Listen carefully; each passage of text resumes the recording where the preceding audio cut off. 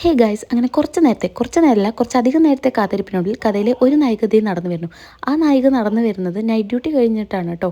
കാരണം ഉച്ചയ്ക്ക് ഉറങ്ങണേൻ്റെ ഇടയിലാണ് നമ്മുടെ ബ്രൈഡ് ടു ബി.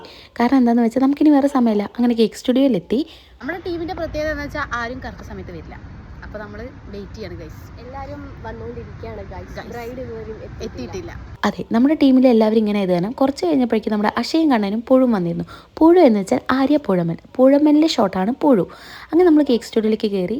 ഞാൻ ആദ്യമായിട്ട് കാണുകയാണ്. അപ്പോൾ നമ്മളെല്ലാം ഇങ്ങനെ നോക്കിക്കൊണ്ടിരിക്കട്ടെ. എല്ലാം അടിപൊളിയായിട്ടുണ്ടായിരുന്നു. അപ്പോൾ വെറുതെ ഇരിക്കല്ലേ എന്ന് പറഞ്ഞിട്ട് നമ്മൾ ഓരോ ഷേക്കൊക്കെ ഓർഡർ ചെയ്ത് കഴിച്ചിരുന്നു. ഞാൻ ഒരു കിറ്റ്കാറ്റ് ഷേക്കും അവരോരോ ഓറിയോ ഷേക്കുമാണ് പറഞ്ഞിട്ടുണ്ടായിരുന്നത്. അവളെ ബ്രൈഡ് ടു ബി സെറ്റാക്കിയ സമയങ്ങളെല്ലാം അടിപൊളിയായിരുന്നു കേട്ടോ. അങ്ങനെ കുറച്ച് കഴിഞ്ഞപ്പോഴേക്കും നമ്മുടെ പി യു വന്നു. പി യു എന്ന് പറഞ്ഞാൽ ആതിര പി യു. അതിലെ ഇനീഷ്യലാണ് നമ്മൾ വിളിക്കുന്നത്. അവൾ വരുന്ന വീഡിയോ ഞാനിത് കഴിഞ്ഞിട്ടാണിത് എടുത്തത്. സംഭവം ഒന്ന് പാളിപ്പോയി ഗൈസ്. അങ്ങനെ അവളെ കണ്ട് എന്നെ കുറച്ച് നാളത്തതിന് ശേഷം കണ്ടതിൻ്റെ ഇതാണ് നമ്മളിപ്പോൾ കണ്ടുകൊണ്ടിരിക്കുന്നത്. അതിൻ്റെ എല്ലാ ഹർഷദാസിൻ്റെ ഫോട്ടോഷൂട്ട് നടക്കുന്നുണ്ട്.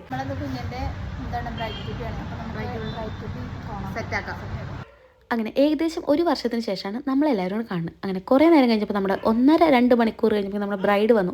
ഒന്ന് കൊടുക്കണം എന്ന് തോന്നിയായിരുന്നു.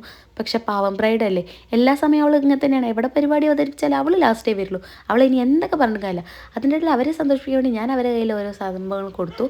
അതിനുശേഷം നമ്മുടെ ബ്രൈഡ് ടു ബി സ്റ്റാർട്ടാക്കുക പറഞ്ഞു. ഇപ്പോൾ എല്ലാവരും എത്തിയല്ലോ. ഇനിയും വൈകി കഴിഞ്ഞാൽ അവൾക്ക് നൈറ്റ് ഡ്യൂട്ടിക്കും പോകാൻ പറ്റില്ല, എവിടെയും പോകാൻ പറ്റില്ല. അതിൻ്റെ ഇടയിൽ ഞാനും ബ്രൈഡും കൂടെ വെറുതെ ഇങ്ങനെ ഓരോന്ന് കാണിച്ചുകൊണ്ടിരിക്കുക. ആ കണ്ട ഈ മഹാനായ വ്യക്തിയാണ് ജെന്ന ഇയർ. നമ്മൾ കുഞ്ഞെന്ന് വിളിക്കും.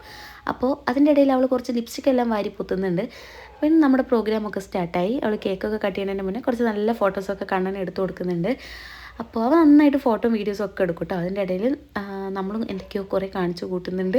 പിന്നെ നമ്മൾ കേക്കൊക്കെ കട്ട് ചെയ്തു. എന്നിട്ട് ഈ ആര്യപ്പുഴമിൽ നോക്കിക്കൊണ്ടിരിക്കുന്നത് എല്ലാവർക്കും ഒരേ നല്ല മിഠായി തന്നെയല്ലേ, എല്ലാം സെയിം അല്ലേ നോക്കിക്കൊണ്ടിരിക്കുകയാണ്. അക്ഷയാണെങ്കിൽ ചുമരിൻ്റെ അതേപോലത്തെ ഡ്രസ്സ് ഇട്ട് വന്നിട്ട് അവിടെ ചാരി നിൽക്കുന്നുണ്ട്. പിന്നെ കുറേ ഫോട്ടോസും സംഭവങ്ങളൊക്കെ നമ്മൾ എടുത്തു. അതൊക്കെ കഴിഞ്ഞപ്പോഴേക്കും എനിക്ക് ഏകദേശം പോകാനുള്ള സമയമൊക്കെ ആയിട്ടുണ്ടായിരുന്നു കേട്ടോ.